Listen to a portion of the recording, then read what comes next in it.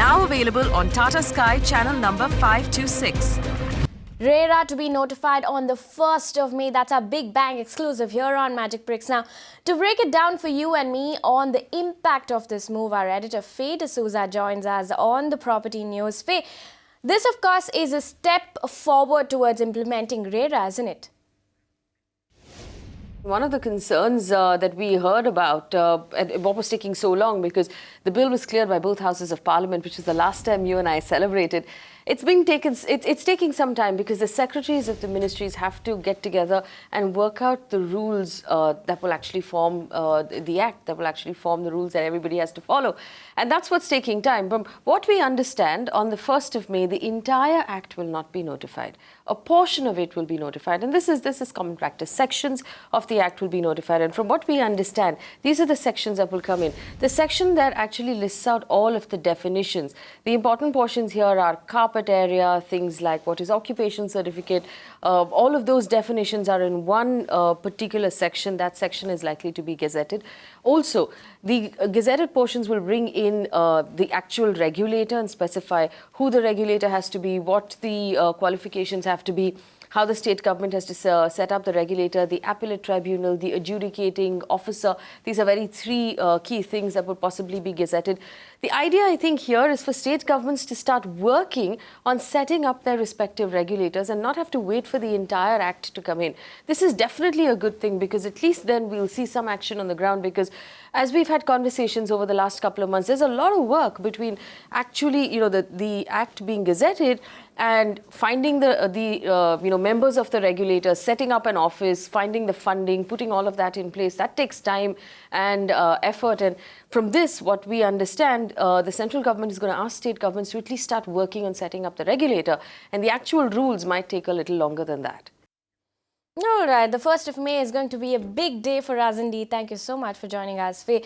Now, we've seen over the last few days, home buyers across the country have been protesting against project delays. News that RERA will be notified on the 1st of May is sure to bring in cheer. But will this put an end to the spectre of project delays? We also caught up with Rohit Gera, MD RERA Developers, Parimal K. Shroff, Advocate and Solicitor, and Pankaj Kapoor, MD Lysis for us. Listen in to what they had to say. It's a welcome situation. RERA was in the air for quite a time, but now it is coming up on 1st of May. But there is a little sting in the tail that the whole act is not coming into force, but it is going to be in parts. And that's what Section 1 of the Act provides for, that it can come partially also, and different dates can be provided for different sections. But now the question is that this Act is a composite Act. You will have to have the authority, you will have to have the rules, you will have to have the procedure for registration of project and the real estate agents and the promoters, and you will have to have the form of the agreement to be entered into. Now, this particular part is extremely important, and you can't have the breaking in of this particular act and give impartially that to come into force. Because merely giving definitions into operation but not bringing the rest of the act will be very, very skewed proposition. And so far as Maharashtra is concerned, the most important part is that there is the Maharashtra Housing Regulation and Development Act 2012, which is to be repealed. And yes, this act has to really replace it. But if then Section 81 to 92 are the rule-making powers of the appropriate government, whether central government, state government, union territory, they will have to make the rules. But you make the rules only for the purpose of enforcement of the act. Now, if you are going to only bring in Section 2 the definitions, and if you are not going to bring in the rest of the sections, and if you are not going to have a time-bound program for that, then merely making rules may be a little far-fetched, because then we will not be able to achieve the purpose for which this act is enacted. But I'm sure that there will be some sort of a timetable or some schedule with the union government must be having in its mind.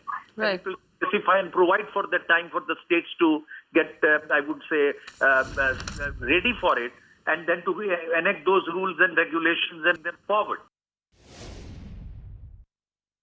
It's a good thing that's happened. The sooner the better. There is currently the mood against the developers, even those who are doing good work. The pendulum is so far on the other side because of a few bad apples, or many bad apples, depending how you look at it, is that it's about time that the response to everybody is, look, there's a regulator in place, and now the law can take its own course. So all in all, I think it's a good move. It's a step in the right direction.